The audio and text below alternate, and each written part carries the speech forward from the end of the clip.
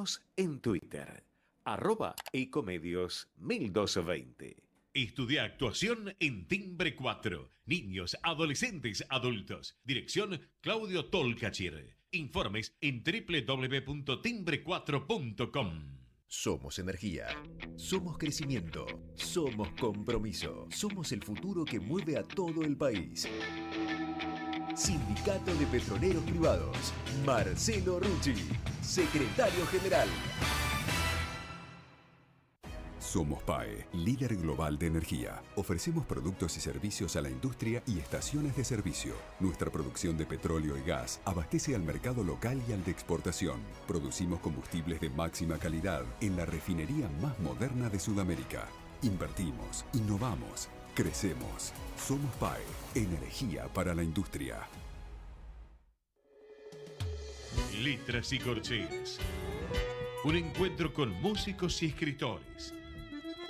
Una hora para disfrutar de canciones y textos contado por sus autores. Letras y corcheas. Los jueves de 22 a 23 con la conducción de Hernán y Mario Dobri.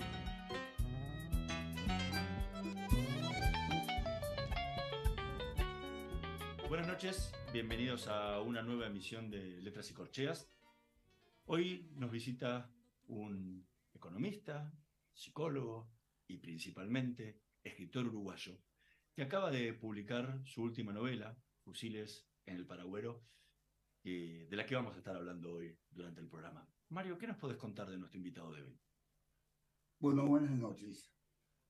Los géneros literarios son especies de compartimientos estancos del conocimiento ilustrado, donde los escritores buscan refugio para expresar sus obras y donde los lectores acostumbrados a ello simplifican su búsqueda.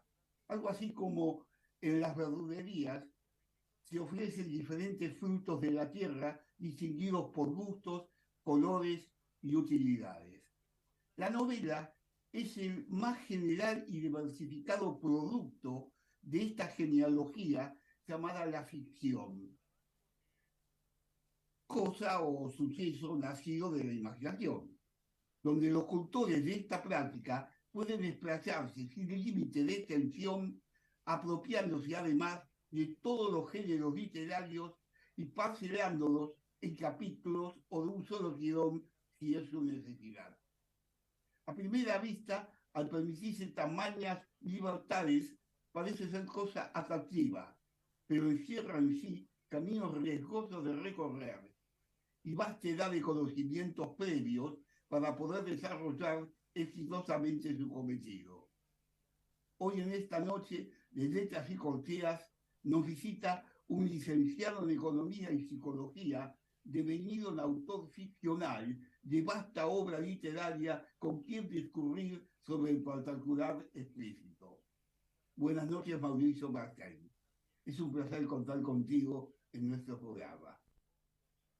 Buenas noches, Mario. El placer es mío y es un gusto estar aquí con ustedes y con los oyentes del programa. Mauricio, después de haber leído gustosamente Fusiles en el Paragüero, además un título hermoso, porque nadie se imagina a través de ese título que va a desarrollarse, ¿no?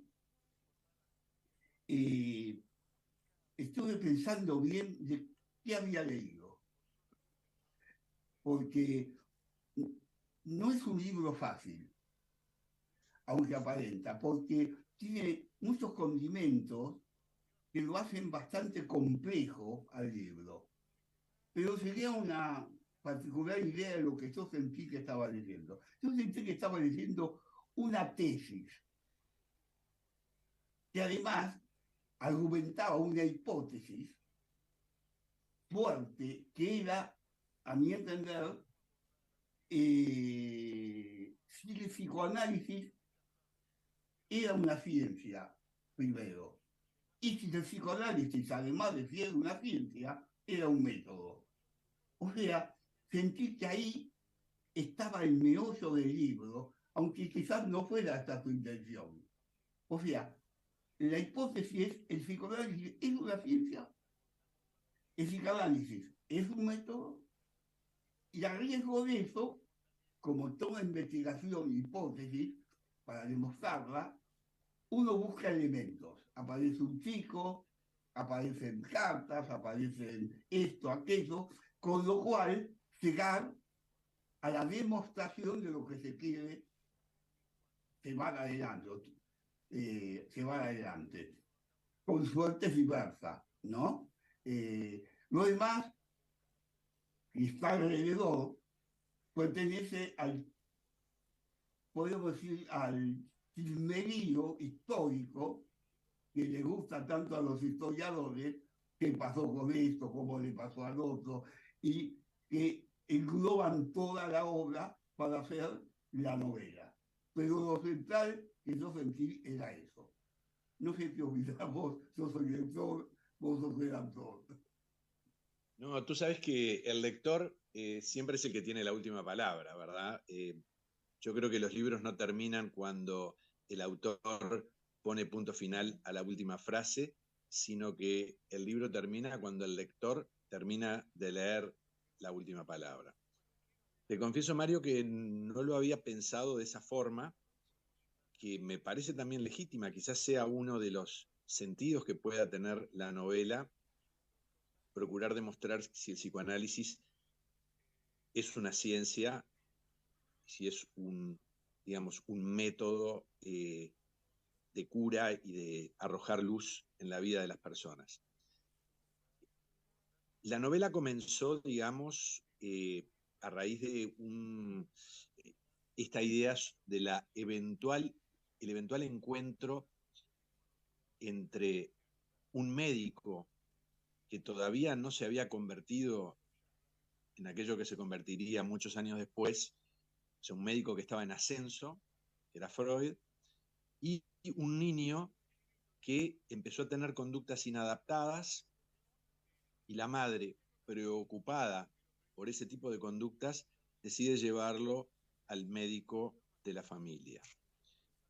Si tú hoy googlearas Hitler-Freud, si googlearas, te va a parecer que cuando Hitler era un niño y empezó justamente con este tipo de conductas raras, bizarras, había intentado escaparse de su casa, no lo había logrado, había querido salir desnudo, le iba muy mal en la escuela,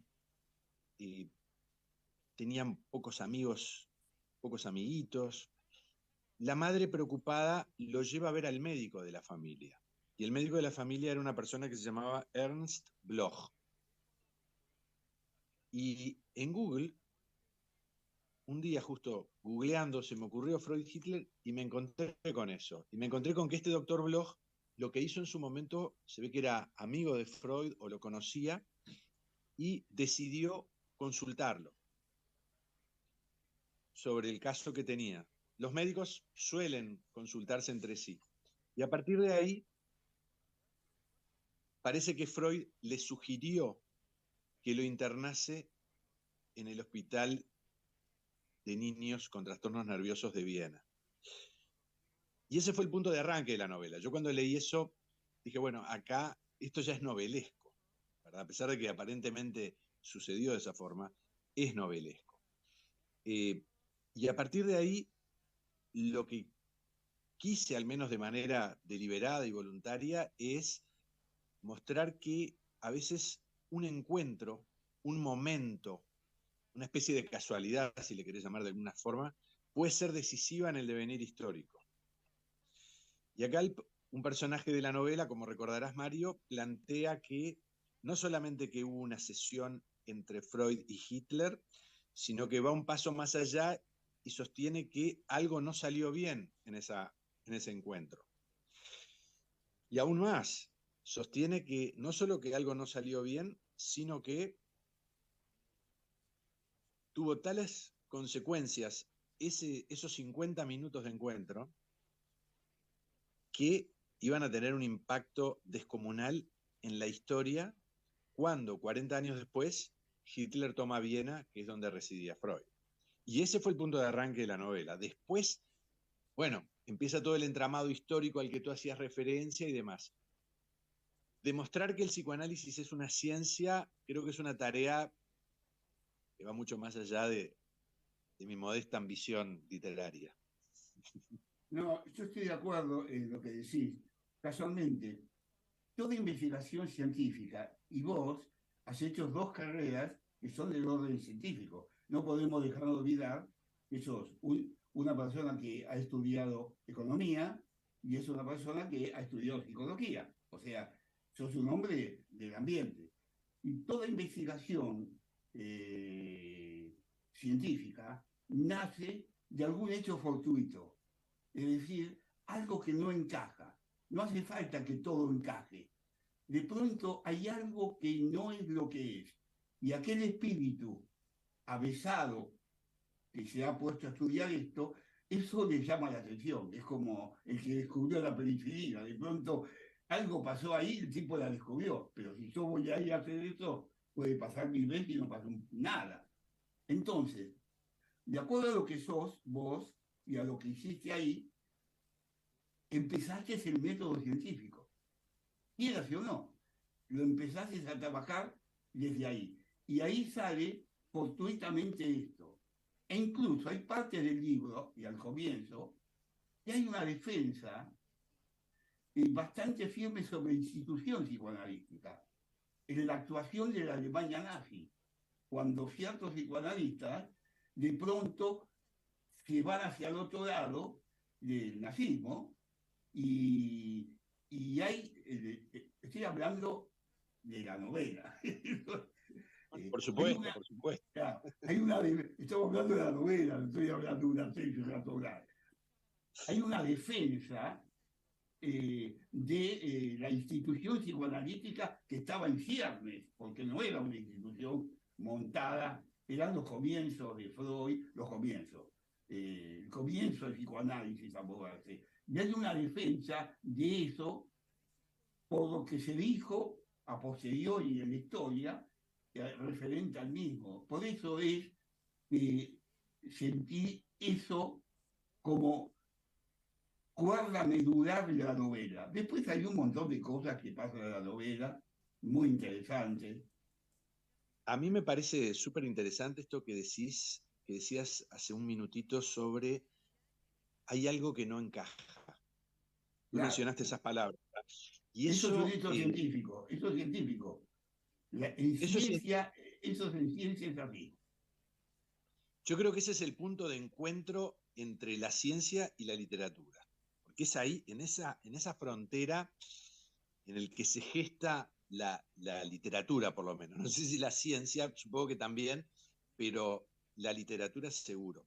A mí me llamó mucho la atención mientras que investigaba.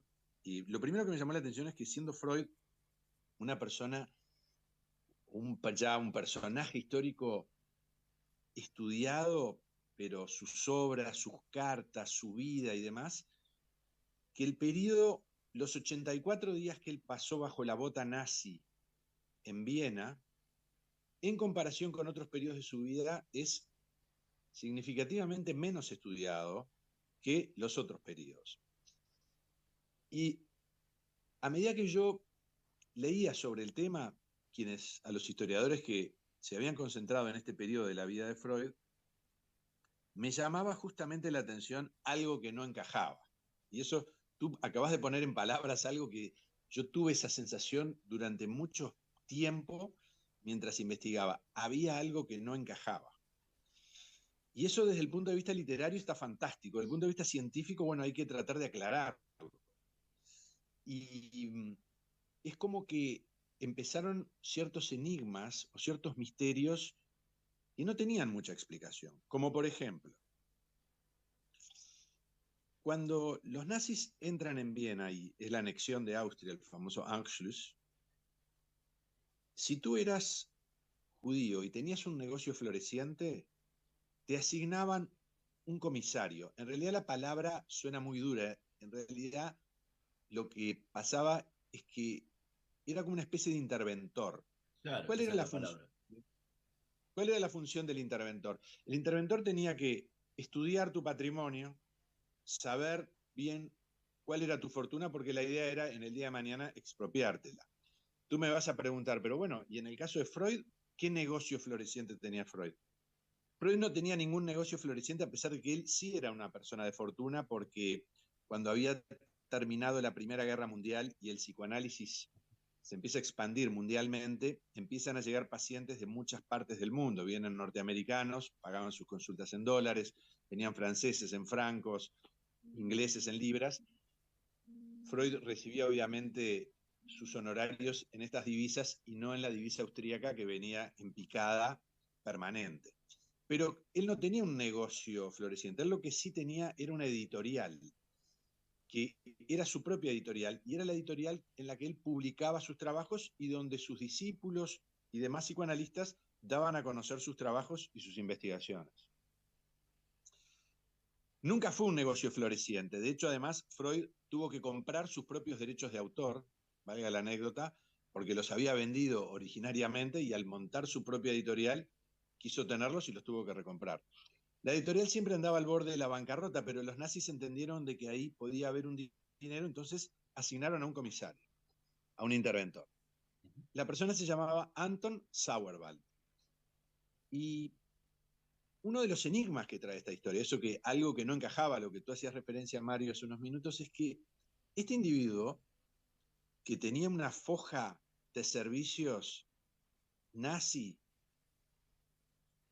por algo lo pusieron, digamos, al frente del caso Freud, sufre como una especie de metamorfosis. Y el individuo, que al principio se mostró muy hostil con Freud y con la familia Freud, tú imagínate lo que es tener un interventor que es como una sombra que te está persiguiendo todo el tiempo. Y bueno, lo cierto es que el individuo tuvo como una metamorfosis, como decía, y en determinado momento se mostró mucho más amistoso. Y en determinado momento encontró al frente de toda la editorial y de todos los papeles que había, encontró unos documentos que demostraban que Freud tenía cuentas bancarias en el exterior. Esto es lo que yo hacía referencia antes. Recibía pacientes que le pagaban en francos, norteamericanos que le pagaban en dólares, etc. No era un delito tener cuentas en el exterior. Lo que era un delito era no declararlas. Y a partir de determinado momento se penalizó con la pena de muerte. Freud no las declaró, este individuo las encontró y sin embargo no lo delató. Eso es algo que no encaja, ¿verdad? Es muy difícil de entender.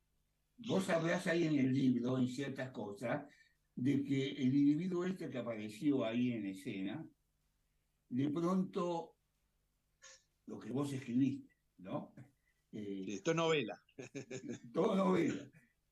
Se puso a leer algunos libros de Freud y se empezó a interesar y dijo, este tipo no es lo que yo pensaba. Acá hay otro personaje y se empezó a enamorar de la obra.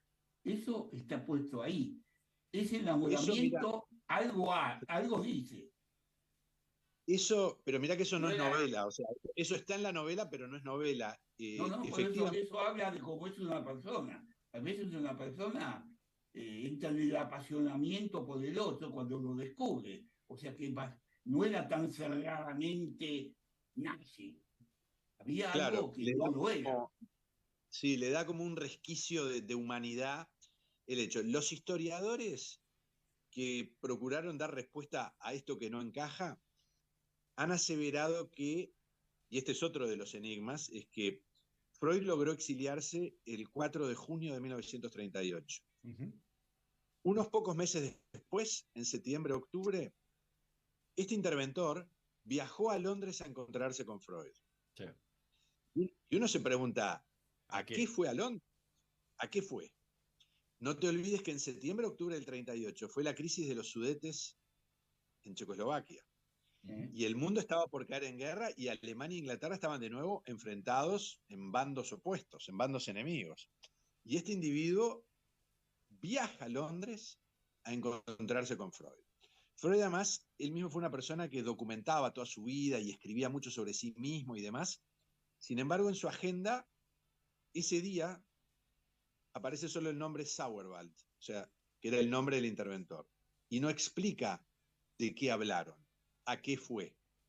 Los historiadores sostienen la hipótesis de que fue a Londres a cobrar su comisión. O sea, dan a entender de que, bueno, este individuo lo ayudó a Freud, se enamoró de su obra, entendió que había que darle una mano.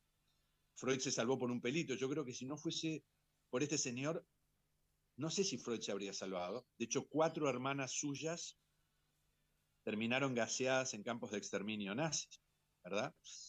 Pero estos historiadores sostienen que Sauerwald viajó a Londres a cobrar su comisión.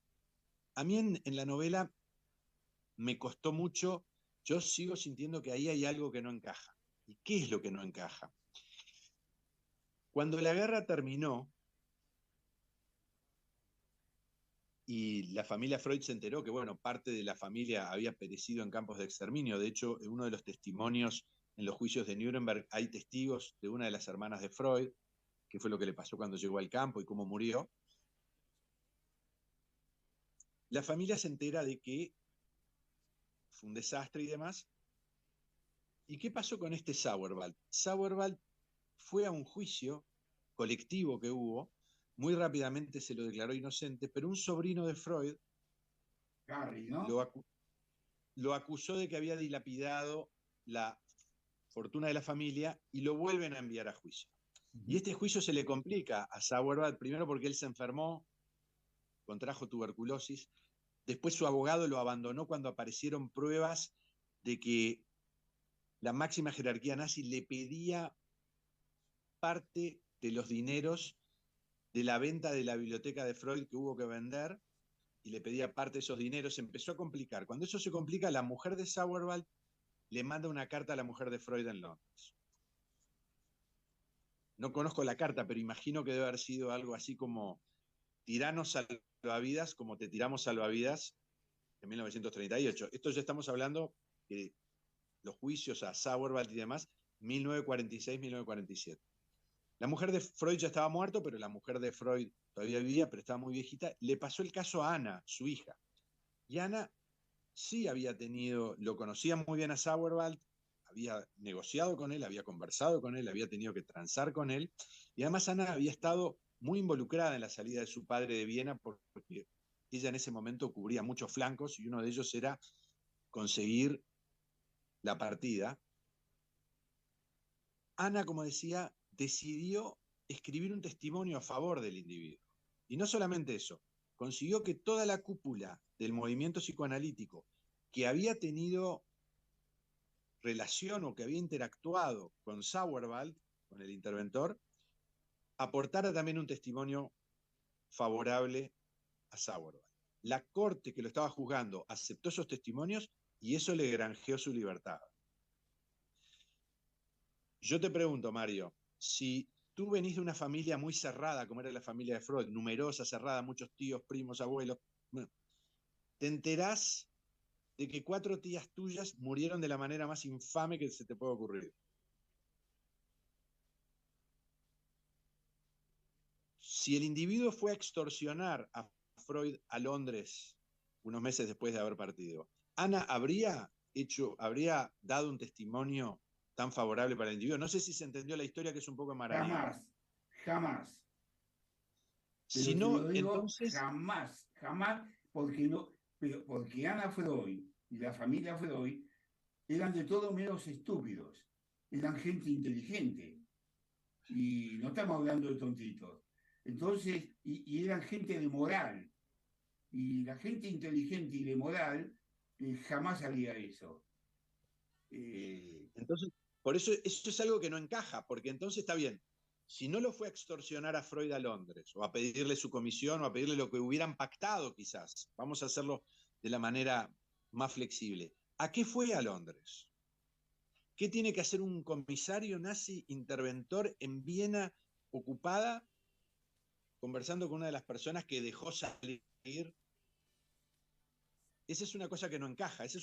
Y esto no es novela, o sea, esto no lo inventé yo, estos son hechos a partir de los cuales se construyó la novela, ¿verdad?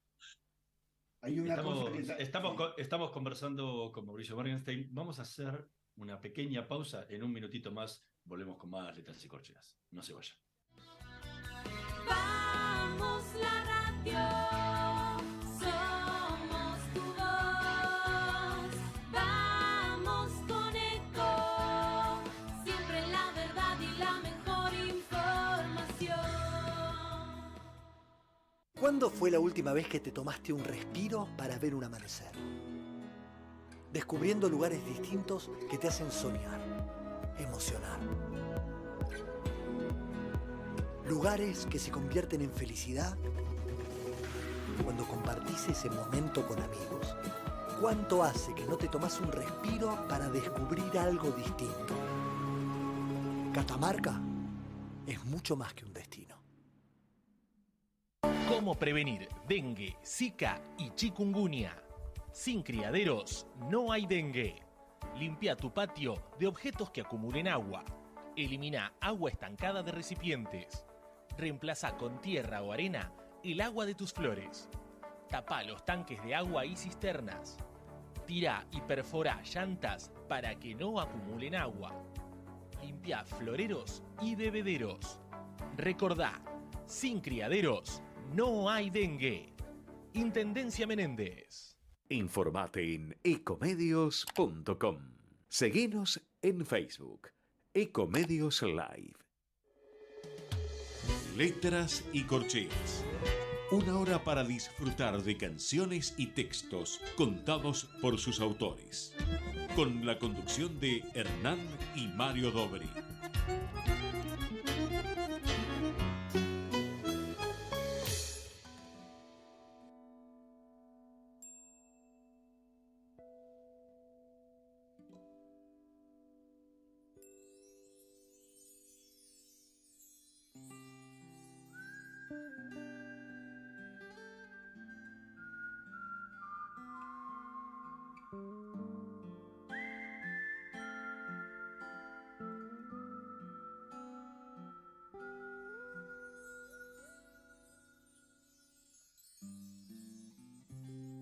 Laura tenía el sueño, vereda abajo,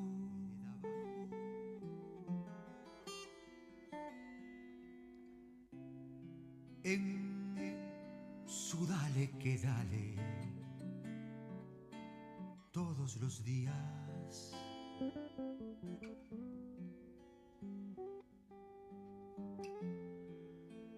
Le nacían colores en la sonrisa.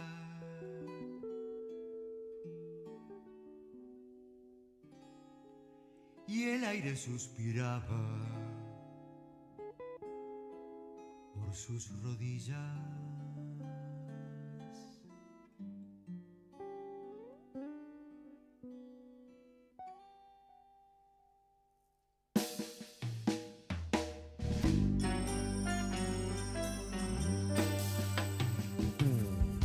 Una tarde de alondras sobre su pelo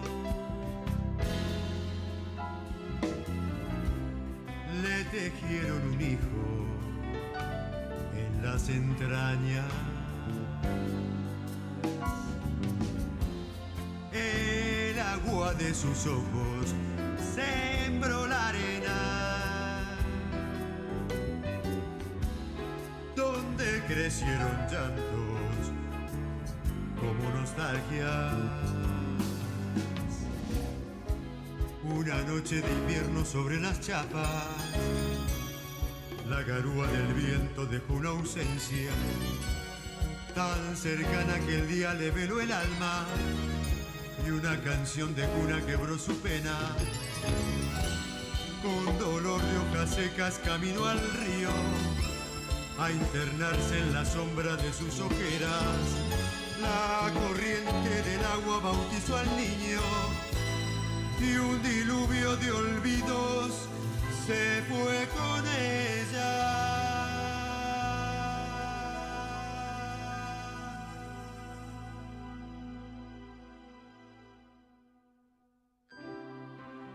Laura sueño. Vereda abajo.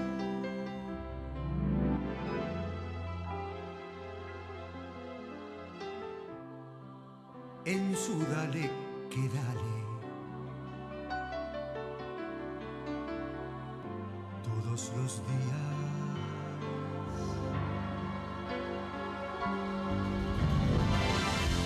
Le nacían colores en la sonrisa.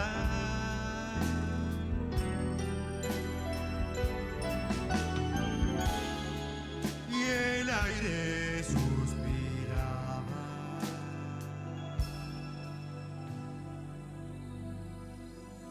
Por sus rodillas.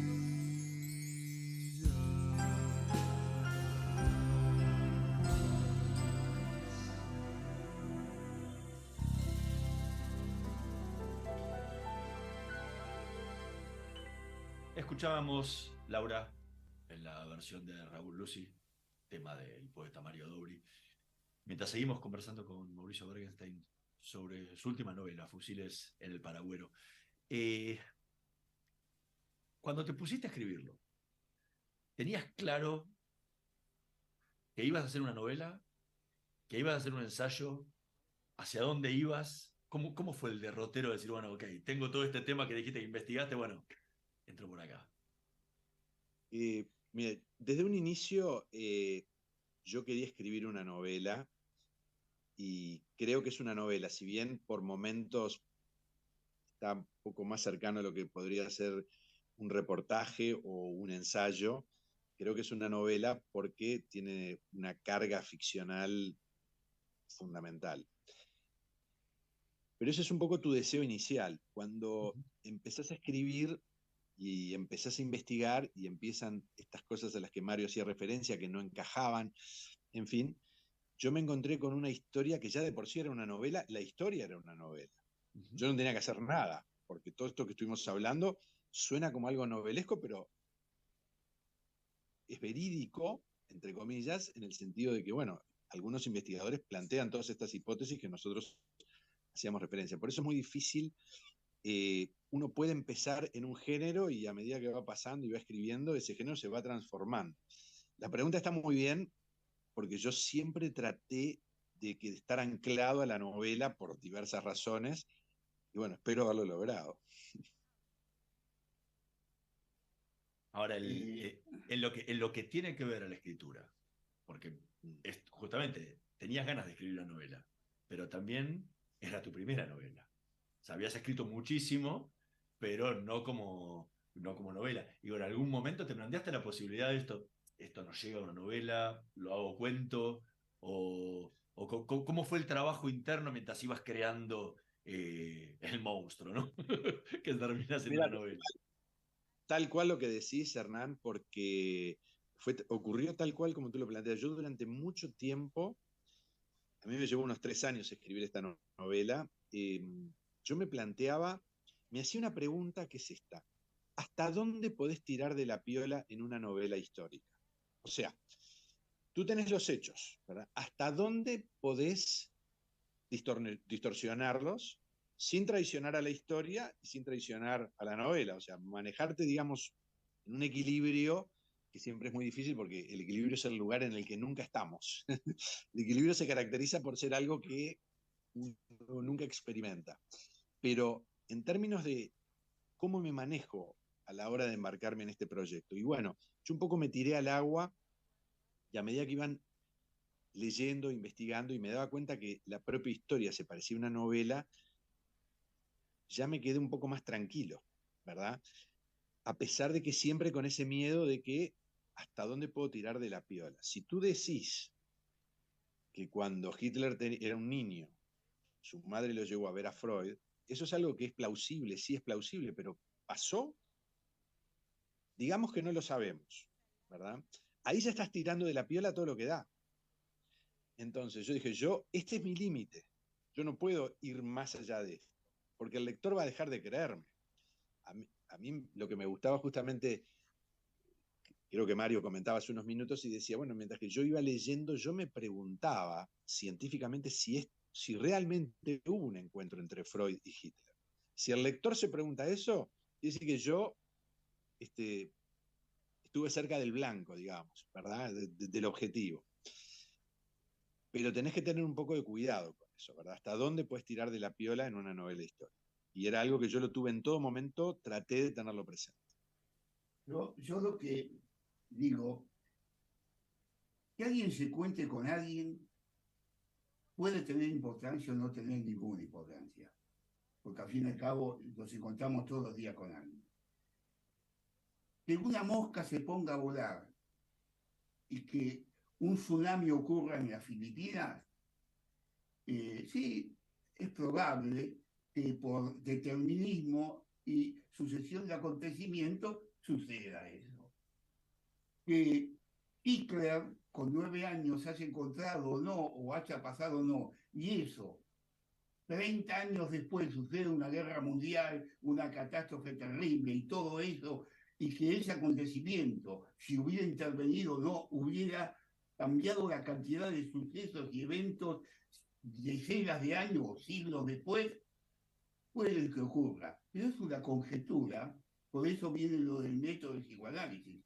Una cosa es el método de psicoanálisis como cura, y otra cosa el método de psicoanálisis como acción a distancia para celebrar o solucionar eventos.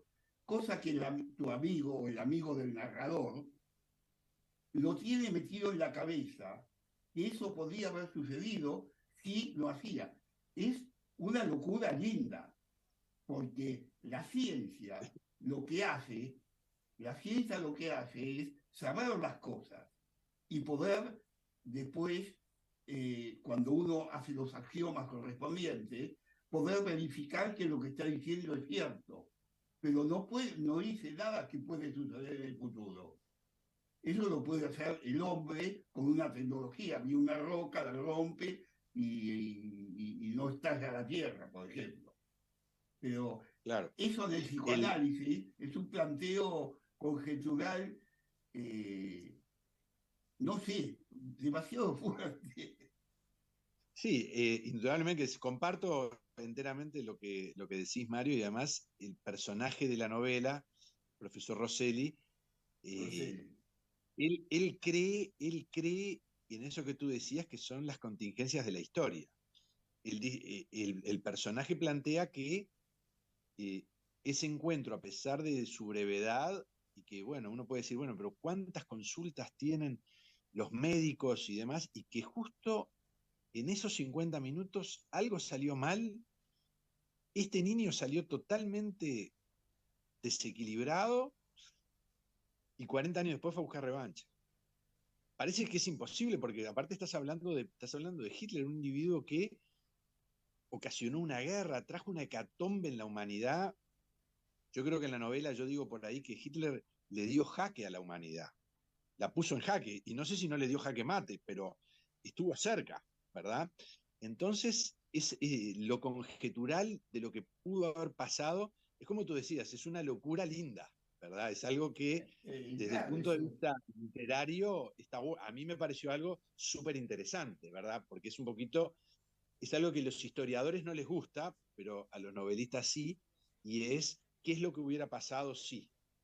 Durante toda la novela mantenés esa incógnita, ¿sí?, de la supuesta sesión de terapia de Hitler con Freud. Digo, es un recurso que vas manteniendo a lo largo de toda la novela y que es un eje central de la historia. Digo, ¿cómo trabajaste literariamente para lograr mantener atraído al lector y atrapado hasta el final del libro con algo que va siendo un supuesto todo el tiempo, ¿no? Sí, es un poco el objetivo de toda novela, ¿no? Mantener al lector atrapado y tenerlo contra las cuerdas a lo largo de toda la extensión de la novela. Ojalá lo hubiese logrado, como tú lo decís. Creo yo que hubo un par de cosas que me ayudaron. Una de ellas era, como decíamos antes, la propia historia, ¿no?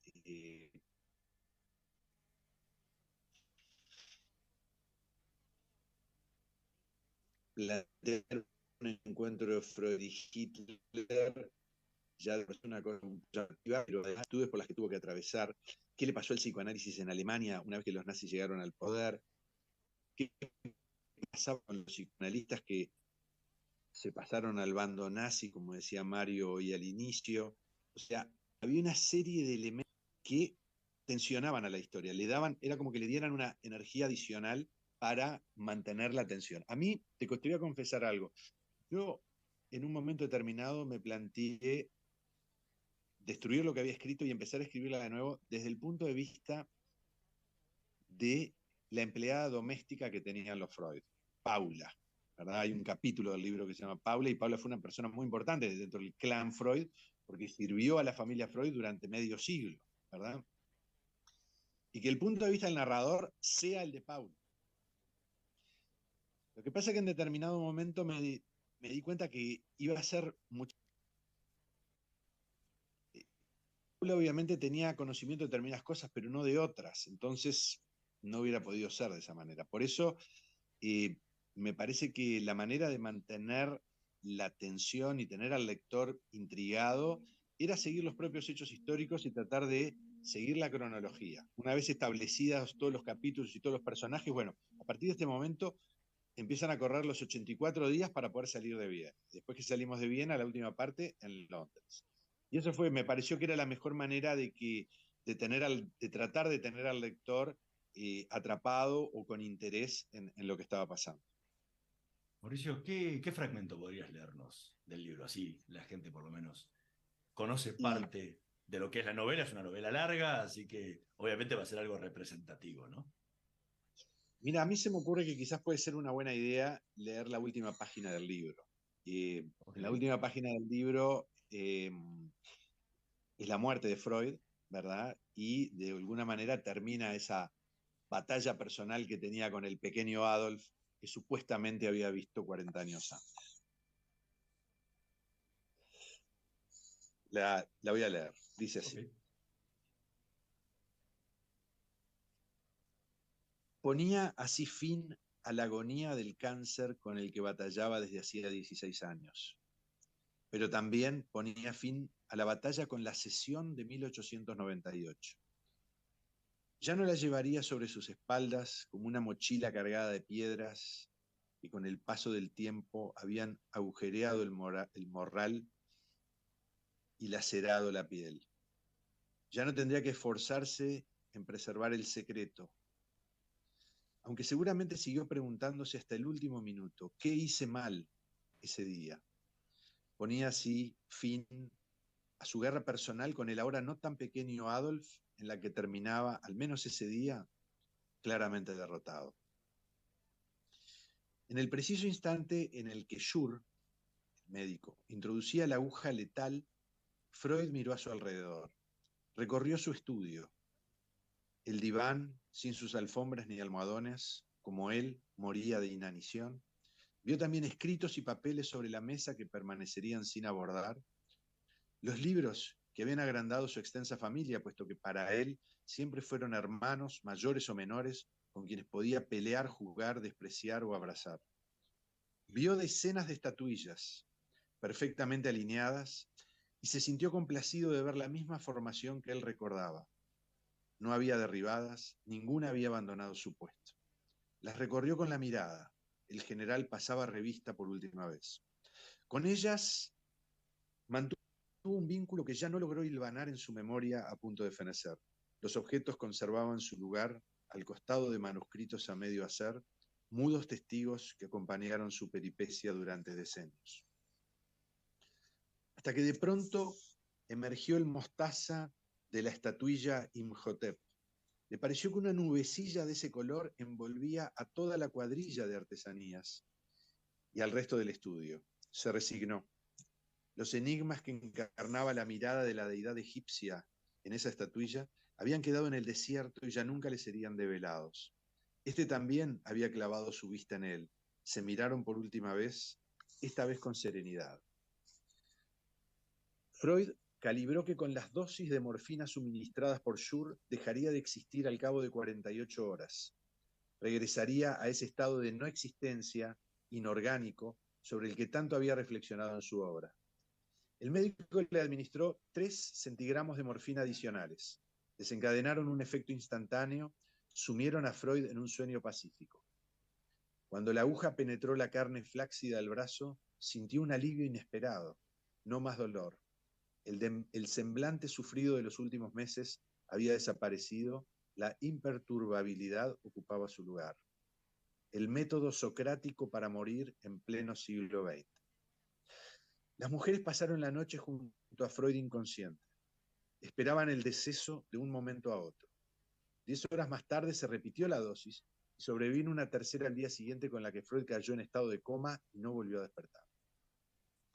Ese viernes, los judíos del norte de Londres, de Hampstead, de Golders Green y de Hendon, se dirigían con paso severo hacia las sinagogas, apremiados por el inicio del Kol Nidrei, la plegaria inaugural del Día del Perdón, en la cual los hijos de Israel reconocen sus miserias y acuden a Dios. Con los estómagos rebosantes, listos para enfrentar un ayuno que les cuesta visualizar, con el que son puestos a prueba. Algunos calculaban las horas que restaban para el reinicio de la ingesta. Sigmund Freud eligió morir el sábado 23 de septiembre de 1939, en el día de Yom Kippur, el día más sagrado del judaísmo, y aún más por coincidir con el Shabbat del viernes. Ese día se expían tanto los pecados individuales como aquellos perpetrados por el pueblo ante el becerro de oro, y se renueva así el pacto con el Señor, implorando compasión a través del indulto. Y ahí termina el libro. Es bellísimo. Este final realmente es bellísimo. Te voy a decir más, es poético. Mirá que el libro es la parte poética del libro, debo decir, porque el libro tiene otra conformación, más directo, ¿no? Pero esto es poesía pura. Vos sabés que Me yo alegra, cuando terminé de ver esta parte tuya, voy a confesarlo, vos sabés que me puse a llorar, No te creo, en serio, uy, qué lindo lo que decís. pero te lo juro, no tengo por qué negarlo. Ahora mismo que te estoy hablando me agarró un estado, te estaba escuchando y me agarró un estado de congoja. Y Bueno, mira, yo creo que yo te voy a confesar algo. Creo no lo dije en ninguna nota, pero como vos lo traes, a mí me pasó algo similar. Y eso que mira que yo lo escribí, ¿verdad? Yo sentía que cuando Freud elige morir, es la manera que todos los humanos deberíamos elegir el momento en el cual morir, ¿verdad? Y yo creo que lo poético es eso, y a mí también me produjo la primera vez que lo releí, me produjo una sensación muy parecida a lo que tú sentiste cuando lo leías, y me alegra que te haya pasado, porque bueno, quiere decir que si tuvo un poco de poesía, estoy salvado. sí. Vos sos poeta también, así que además, la mayoría de la gente intuye que ciencia no tiene nada que ver con la literatura, que no tiene nada que ver con el arte, es todo al revés. Hay un libro antiquísimo que había escrito Alberto Einstein con Infeld, que se llama La física aventura para el pensamiento. Y muestra eso que es una aventura, ¿no?, del pensamiento. La ciencia es literatura. ¿Por qué es literatura? Porque casualmente es lenguaje, es creación de lenguaje. Tal ¿Cómo cual. nos revela el Tal cual. mundo? Inventando un lenguaje, porque si no, ¿cómo lo entendemos? Pero y en el entonces caso, literatura. lo que tú decís, Mario, es exactísimo. En el caso de Freud, por ejemplo, que era además un gran escritor, un gran escritor, si tú lees los escritos de él, la manera como expone temas complejos y los vuelve diáfanos, es un escritor de primerísima línea, y al mismo tiempo creó un propio lenguaje para describir ciertos fenómenos en los cuales él creía, y todo un lenguaje, digamos, paralelo al lenguaje, fue creado para poder concebir sus ideas. Me parece muy fecundo esto que acabas de decir. Sí. Y Yo la verdad que el libro me gustó, el libro se sostiene, además, has contado, que con el eje nacen ramas, y de cada rama se arman capítulos. Bien dijiste con el comisario armaste un capítulo, porque hablaste toda una temática con él, de su lectura, de sus cosas, y yo diría, hay cosas estúpidas en la vida, ¿no? Pero, ¿vos viste cuando se habla del cholulismo? ¿No? ¿Del qué? Cholulismo, el cholulo. El cholulo No. es un tipo que va atrás de los artistas y los aplaude y va y los busca Ya sé, bueno, sí. El cholulo, sí. sí, y eso también existe en la vida. En ese hombre, también el ir a Inglaterra, tiene aspectos de eso. Porque para él Freud era más allá de lo que era Freud. Y encontrarse con Freud nuevamente y tener una amistad o alguna palabra y ser recibido por Freud, para él representaría mucho, muchísimo en la vida de una persona. Puede ser, es una hipótesis. Yo me parece que en el libro, en la novela, hay una línea que puede ir por ahí, porque en un momento determinado, Freud tuvo un altercado con, no sé si con alguna persona de la Gestapo, no sé con quién, y él estaba presente, y cuando el de la Gestapo se va, él le comenta, el comisario le comenta a uno de los asistentes de Freud, le dice, no saben ni siquiera quién es Freud. Ahí El propio comisario. Sí. Por eso te digo, yo cuando leí eso, lo concatené con respecto infiriendo lo que pasó en Londres, ¿no? Claro. No, puede ser una línea esa también. Yo creo que la novela, al menos como está planteada la trama, te permite seguir esa línea. Mauricio Bergerstein, muchísimas gracias por habernos acompañado hoy en esta noche de Letras y Corcheas. Fue realmente un placer enorme y tenemos para seguir desmenuzando muchísimo más de la novela. A los oyentes se las súper recomendamos que lean Fusiles en el Paragüero, que lo pueden conseguir en todas las librerías, porque realmente los va a cautivar de la misma forma que nos cautivó a nosotros. Muchas gracias, Hernán. Muchas gracias, Mario. La verdad que fue una charla buenísima. Me encantó. Las cosas además que sugirieron. Siempre los lectores, como decíamos al inicio, tienen la última palabra, y esto lo confirmó una vez más. Bueno, muchísimas gracias, Mauricio. Voy a tratar de encontrar los libros anteriores tuyos sobre los viajes. No los leí, pero los escuché en varios videos y la verdad me despertaron una inquietud enorme, así que me voy a hacer de ellos para leerlos. No dejes de hacerme saber tus comentarios, y de nuevo, si venís por Montevideo, a las órdenes. Bueno, así será. Muchas gracias. Un abrazo. Nosotros nos vamos a reencontrar en la próxima edición de Letras y Corcheas. Nos vemos la próxima semana. En la operación técnica, Javier Martínez y Gerardo Subirana. Nos vemos. Chao. Estudia actuación en Timbre 4. Niños, adolescentes, adultos. Dirección Claudio Tolcachir. Informes en www.timbre4.com. La energía que mueve al país nace del esfuerzo y compromiso de los miles de hombres y mujeres que con coraje ponen el cuerpo a una industria que no para de crecer.